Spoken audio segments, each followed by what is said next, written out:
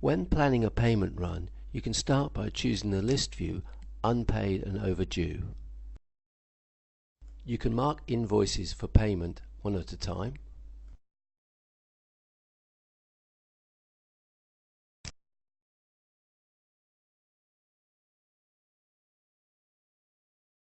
or you can bulk mark invoices.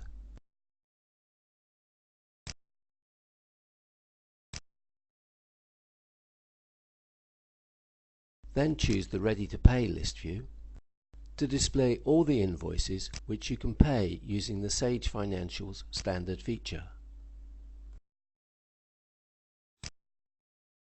The list view simply filters on the Mark Paid checkbox. If you got something wrong, you can unmark as paid, but only one at a time.